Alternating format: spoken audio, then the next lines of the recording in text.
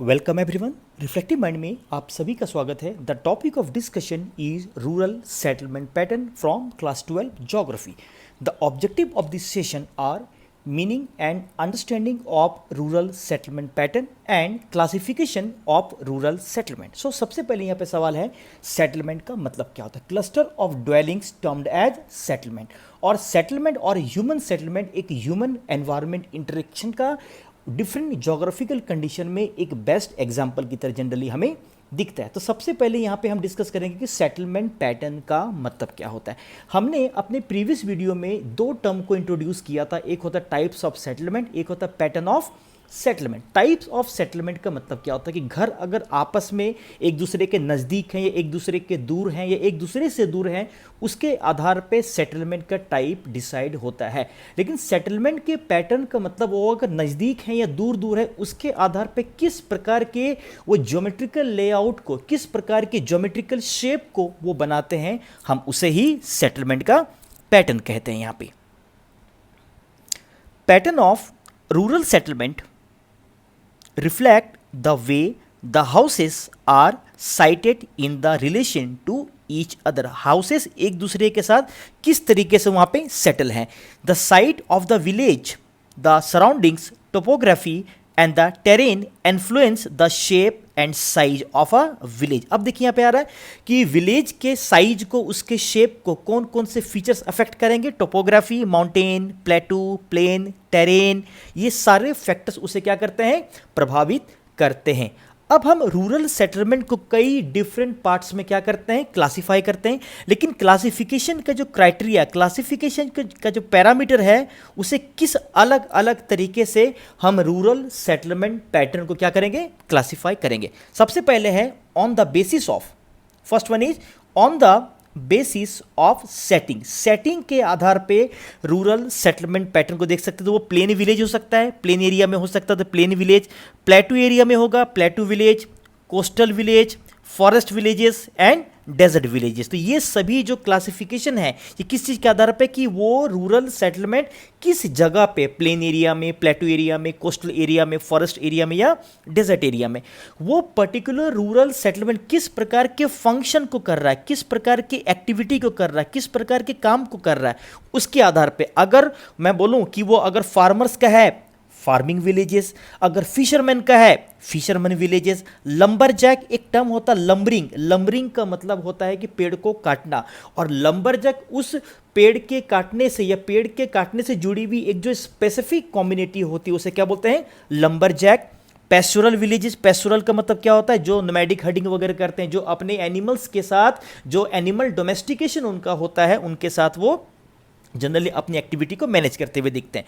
On the basis of forms और shapes of the settlement. बच्चे ये सबसे इंपॉर्टेंट है कि वो किस प्रकार के ज्योमेट्रिकल शेप को या किस प्रकार के ज्योमेट्रिकल लेआउट को वो फॉर्म करते हैं, उसके आधार पे अलग अलग प्रकार के हमें यहाँ पे in detail rural settlement pattern को करना। और रूरल सेटलमेंट पैटर्न आपके एग्जामिनेशन पॉइंट ऑफ व्यू से बहुत इंपॉर्टेंट टॉपिक है।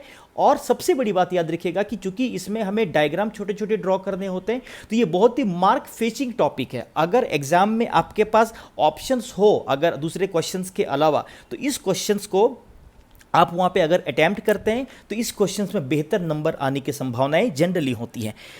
This may be a number of geometrical forms and shapes such as linear, rectangular, circular, star-like, T-shaped village, double village, cross-shaped village। They all categorization based on their geometrical layout और geometrical shape। तो सबसे पहले इसमें है linear pattern. Linear pattern का मतलब होता है कि जो रैखिक प्रतिरूप होता है, रूरल सेटलमेंट का जो रैखिक प्रतिरूप होता है, वो जनरली कहाँ पे डेवलप होता है। In such settlement houses are located along a road, railway line, river, canal, edge of a valley, along a levee. Levee का मतलब क्या होता है कि रिवर के दोनों साइड में जो भी उसका एम्बैंकमेंट होता है, जो भी उसका किनारा होता है, हम उसे ही लीवी कहते हैं। जनरली अगर लीनियर पैटर्न को आप देखें तो रोड के बगल में रेलवे लाइन, रिवर, कैनाल या किसी रिवर के एम्बैंकमेंट के अलोंग हमें जनरली लीनियर पैटर्न दिखने के लिए मिलता है। आप लीनियर पैटर्न को आप यहाँ से समझ सकते हैं। आप देखिए इसमें आपको लीनियर पैटर्न दिख रहा है, houses located along a road, railway line, river, canal, edge of अब देखिए यहाँ पे आप इसमें यहाँ पे उसका डायग्राम बना हुआ है, लेकिन अगर आप इसमें देखें तो यहाँ पे आपको एक इमेज दिख रहा है। एग्जाम में आपको इस इमेज को नहीं ड्रॉ करना है, आप इस डायग्राम को प्लीज एग्जाम में जब भी आप इस क्वेश्चन के आंसर को लिखें आप उसे वहां पे जरूर ड्रॉ करिएगा। The another one is rectangular pattern. Rectangular pattern इस पॉइंट ऑफ व्यू से सबसे ज्यादा हमें रूरल सेटलमेंट पैटर्न में सबसे ज्यादा हमें यही दिखता है, क्योंकि मोस्ट ऑफ द जो फार्मिंग लैंड का जो साइज होता है वो क्या होता है, रेक्टेंगुलर होता है, आयताकार होता है। इसलिए रेक्टेंगुलर पैटर्न जो है वो रूरल विलेज में या रूरल एरिया में या विलेज एरिया में सबसे ज्यादा फ्रीक्वेंटली देखा जाने वाला सेटलमेंट पैटर्न है। Such patterns of rural settlements are found in plain areas और वाइड इंटर माउंटेन वैलीज। इस प्रकार के सेटलमेंट ज़्यादातर प्लेन एरिया में या इंटर माउंटेन वैली, जो वाइडर इंटर माउंटेन वैली, एक ऐसी वैली जो चारों ओर अपने माउंटेन से घिरी हुई है, इस प्रकार के एरिया में जनरली ज़्यादातर देखा जाता है। The roads are rectangular and cut each other at right angles. अगर आप इसे अगर इमेज के द्वारा समझना चाहें तो ये देखिए यहाँ पे रेक्टेंगुलर पैटर्न जनरली आपको दिख रहा। फाउंड इन प्लेन एरियाज और wide intermountain valleys, roads are rectangular and cut each other at right angles. तो आप इस तरीके से देख सकते हैं कि ये देखिए आपको घर बने हुए दिख रहे हैं और यहाँ पे रोड एक दूसरे के साथ आपको यहाँ पे राइट एंगल पे कटता हुआ दिख रहा है। तो आप इस इमेज को देख के ही समझ सकते हैं कि इस प्रकार के लिए एक बहुत वाइडर हमें प्लेन एरिया या बहुत वाइडर हमें इंटर माउंटेन एरिया चाहिए, ताकि वहाँ पे रेक्टेंगुलर सेटलमेंट पैटर्न को वेल डेवलप्ड होने के लिए प्रॉपर वहाँ पे जगह मिले।